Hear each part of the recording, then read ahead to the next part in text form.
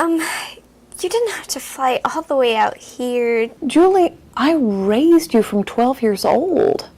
I may not be your parent, but I'm the closest you've got. You know, I love you very much, and I would do anything for you. Yeah, obviously. And I love you too, but I just... So flying out here to stop this madness before it starts is the least I can do. It's not madness. It's not like I'm trying to marry the guy or anything. I'm not having this conversation over the phone. When are you coming over? Look, I'm in the middle of something right now. I have some people over, and they went through a lot of trouble to clear their days, so I can't just kick them out. Very well, then just come over after dinner. Okay, cool. I can do that. Excellent. Ta-ta. Ta-ta now. Who the hell says... And you!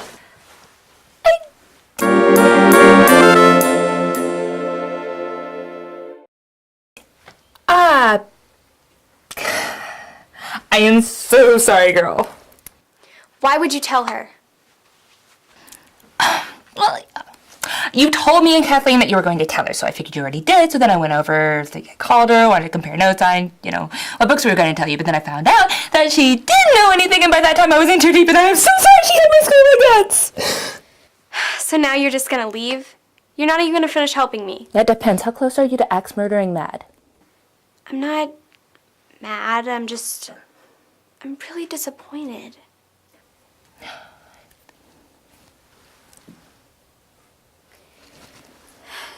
Okay, let's move on. Can someone tell me about a book that deals with betrayal? Well, there's 1984 by George Orwell. Julia was beautiful, but she's living in a dystopian world filled with thought police and historical negationism. Julia is a covert rebel from the waist down, fighting the tyranny of Big Brother.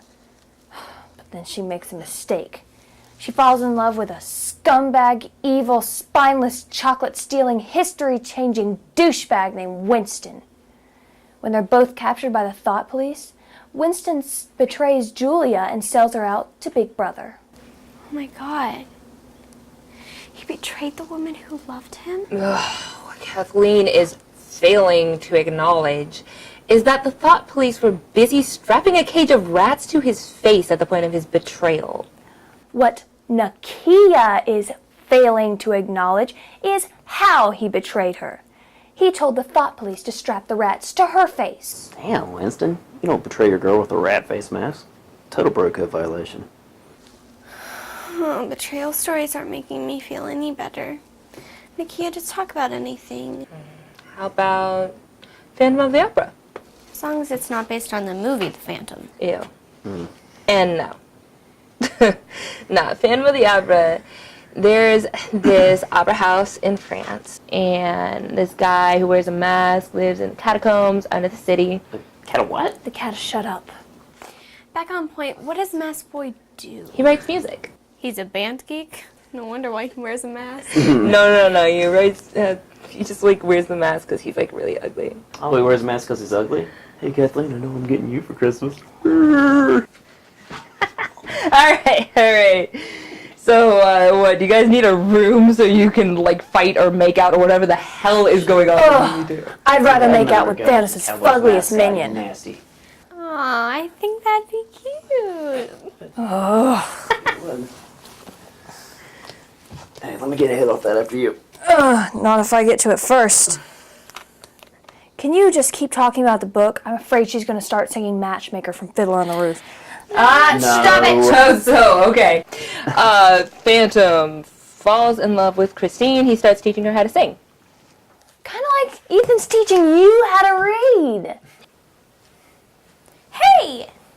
Anyway, he starts using his devious ways to get rid of the competition and get Christine center stage. Aw, so romantic. Right? Except that Phantom's practically like a psychopath. So yeah, I imagine anybody with a name like the Phantom probably isn't playing with the full deck. Right? So anyway, when Raoul comes along and falls in love with Christine, the Phantom is pissed. Ooh, I wish you guys would fight over me. Would you like your feather duster and an apron now? Or maybe a baby carriage or two? Anyway, so Raoul and Christine run off together, and the Phantom catches them. And then what happens? And then he takes them to his lair. And then? And then he takes off his mask, and his face is disgusting. And then? And then they kiss. And then along came Jones. Dolphin Jones. Can I just assume this was a very deep pop culture cut? Yes, very.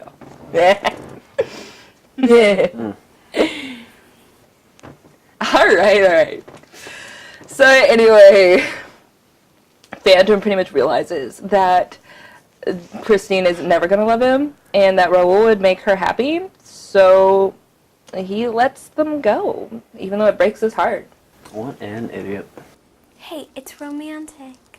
I never thought I'd say this in my life, but I agree with Todd. God, what an idiot. You're agreeing with Todd? He is right. I'm smelling the chemistry between you two. Oh, fine, spoil sports. Let's do another lightning round. Okay? The Beautiful and the Damned. Well, it turns out a book about how boring rich people live their lives is boring. Moby Dick. Call me Ishmael. And then forget about me while every chapter between this one and the last one goes on and rambling on and on about a stupid fucking damn shitty ass damn stupid ass damn it stupid whale! Jesus Christ.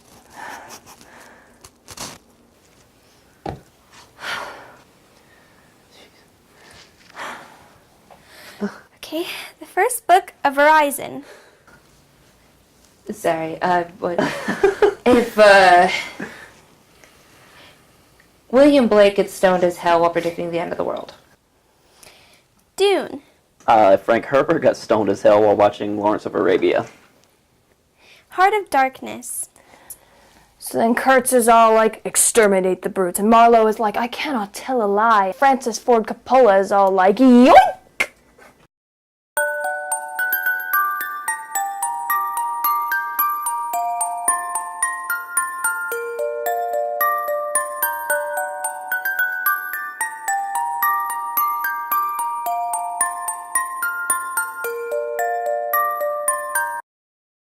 A-hunting we will go, a-hunting we will go, hi-ho. What? What? For your mouth, little Miss Cussy.